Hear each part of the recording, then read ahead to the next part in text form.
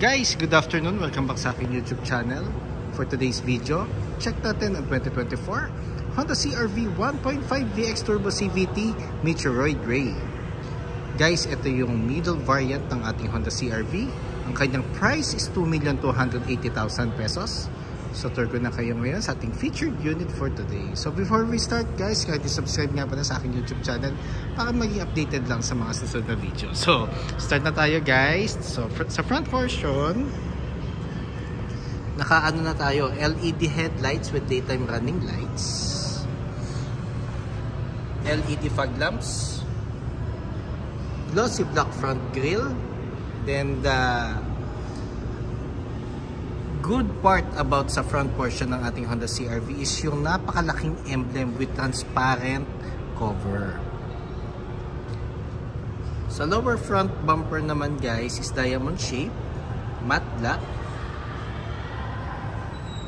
Pakita ko lang ulit ang ating front portion. Ano na siya guys, normally ano na siya, 1 year na siya sa market, na launch siya last October 2023.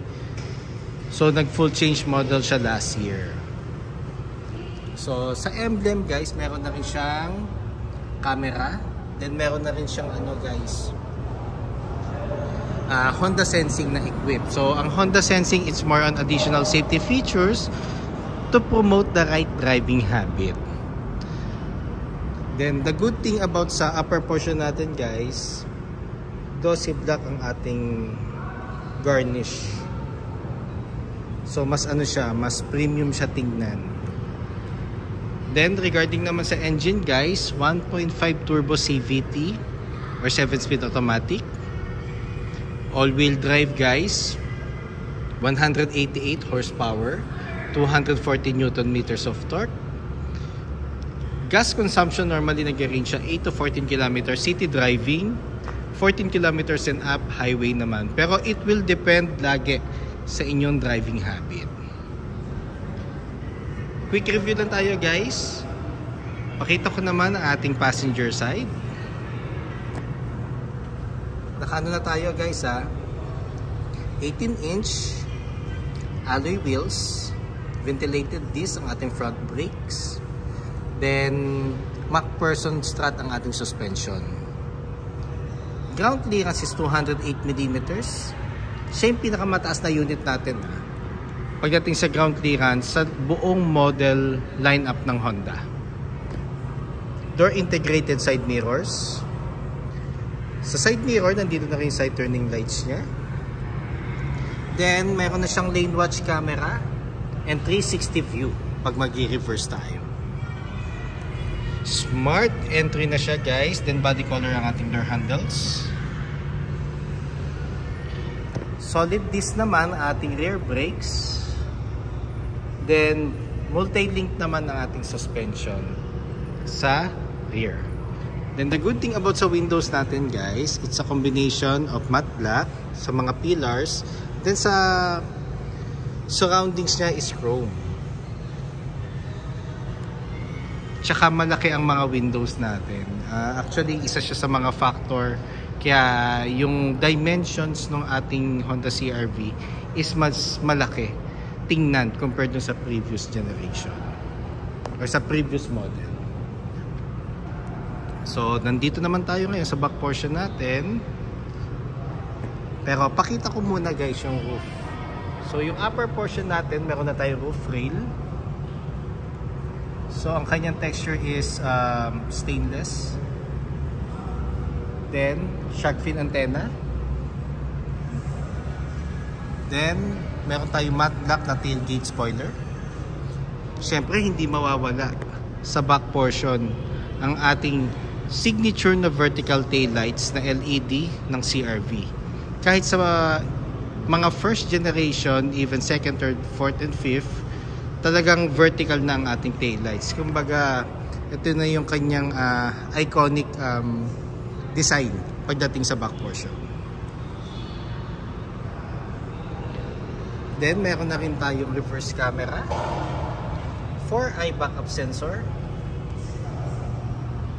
Then, sa all-wheel drive guys, meron na tayong dual pipe finish. Sa V kasi wala pa siyang tailpipe finish. Pero dito sa ating VX or sa all-wheel drive or middle variant, meron na. Pakita ko lang uli ang ating back portion. So power tailgate na rin siya, guys. 7-seaters nga pala. Pag turbo gasoline, guys, 7-seaters. Pag hybrid, 5-seaters lang. So meron tayong flexible na third row seats. Just in case 5 passengers lang ang sasakay, ito ang ating magiging compartment space. So meron tayong tonneau cover to flatten the surface para dun sa mga groceries nyo. And ito na elevate or nabababa ang ating tonneau cover. Then meron tayong light dito sa left side. Just in case na may kukunin kayo, meron tayong guide na ilaw. Then sa headroom natin, light gray. Then saka ko muna, guys.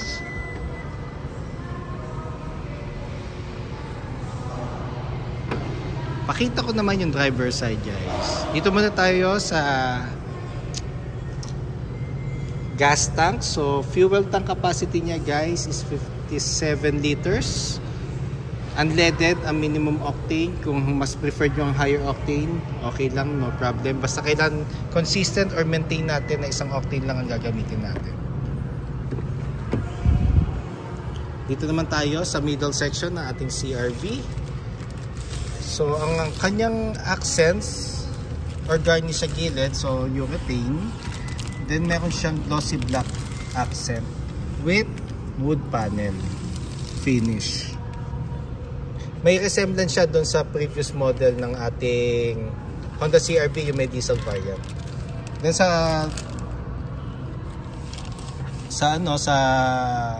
gilid naman, nakano tayo, leather with gray stitches. Ang materials naman ng seats natin is full genuine leather, guys.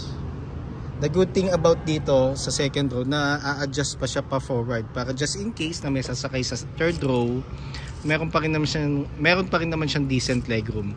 Pero expect natin, guys, ang third row talaga is more on pang small size adults or mga pang kids lang talaga.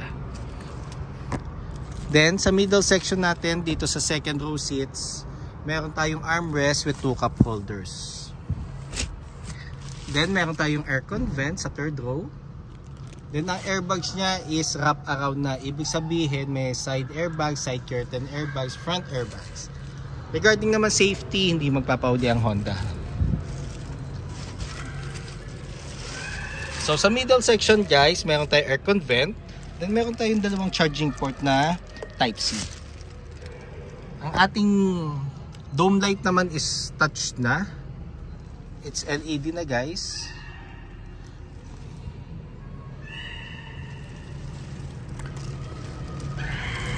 Dito naman tayo sa driver seat.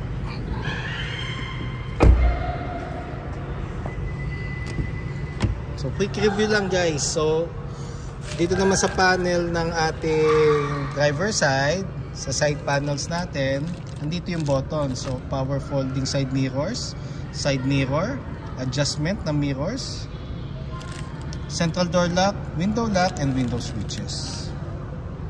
PSI guide, normally 32 sa harap, 30 sa likod. Power seats with lumbar support ang ating driver seat. Ito yung buttons niya, ito yung lumbar support. Then the good thing about sa passenger seat naman, power na rin siya, pero wala siyang lumbar support, guys.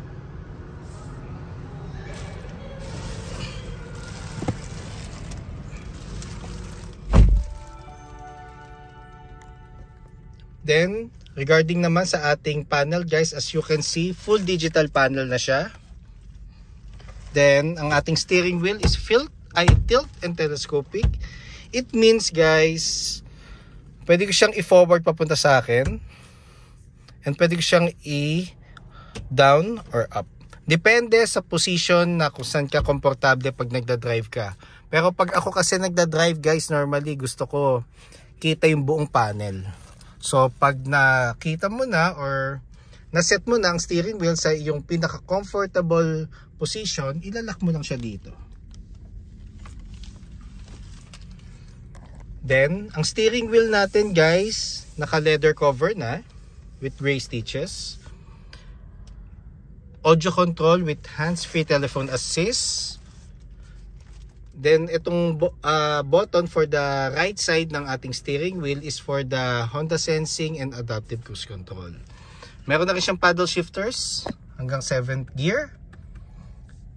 Itong button na ito is for the headlights and fog lamps. For the wipers. Push start button na rin siya guys. Then, vehicle stability assist or normally traction control, power tailgate, and yung brightness ng ating fog lamp, headlights. Aircon vent natin is may similarity sa Honda Civic. So honeycomb na ang ating aircon vent, which is very very smooth na tingnan ang ating dashboard. Actually, kung titingnan mo siya as a whole, simple lang pero ang lakas ng dating. Because for me, siguro dahil sa aircon vent na honeycomb, the same time yung kanyang trimmings is glossy black. Tapos meron siyang wood panel na accent. Then, ang ating audio unit is touchscreen na with Apple CarPlay and Android Auto Ready. Wireless na siya guys. Then, si Honda CR-V pa lang ang merong Honda Connect na app. So, every time na magpe-purchase kayo ng Honda CR-V, kailangan i-download yun na yung Honda Connect. So, before natin i-release yung unit, kailangan naka-register na siya. So, mas mas accessible na ang ating unit. We can check the PMS schedule. So i-alert kayo ng Honda Connect. The same time, pwede nyong i-access lock, unlock, remote engine start ang ating Honda CR-V. Yun yung kinaganda ng Honda Connect. Then aircon buttons. So may mga knobs tayo dito. Then nandyan yung fan, thermostat, the same time dual zone air conditioning. Sa baba ng aircon vent tsaka ng aircon buttons is meron tayong USB port, charging port which is type C, meron tayong wireless charging, then power outlet. Kung maglalagay tayo ng dashcam guys, mas maganda dito manggagaling ang power source, then iayusin lang yung cord. Then ang ating transmission is leather na, then leather cover with gray stitches ng ating transmission. May park, reverse, neutral, drive, and sports mode. Icon button promotes fuel efficiency. Normally, pang city driving, i-on nyo siya. Hill descent control. Ang purpose naman nito, hindi ka na masyadong gagamit na, actually hindi ka nagagamit ng brakes pag pa downhill ka.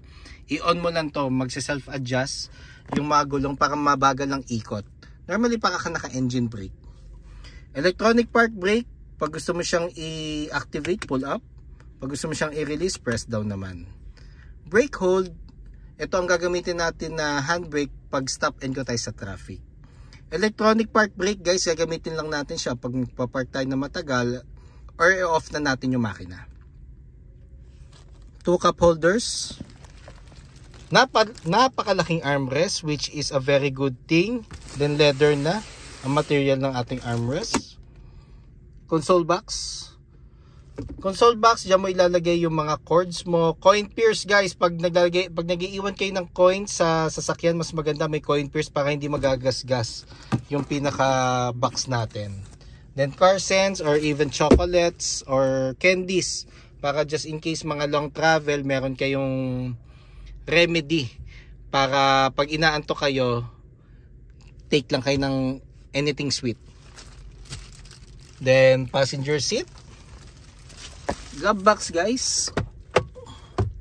Dito natin lalagay yung owner's manual, warranty booklet, copy ng ORCR, and insurance policy just in case na meron kayong hard copy.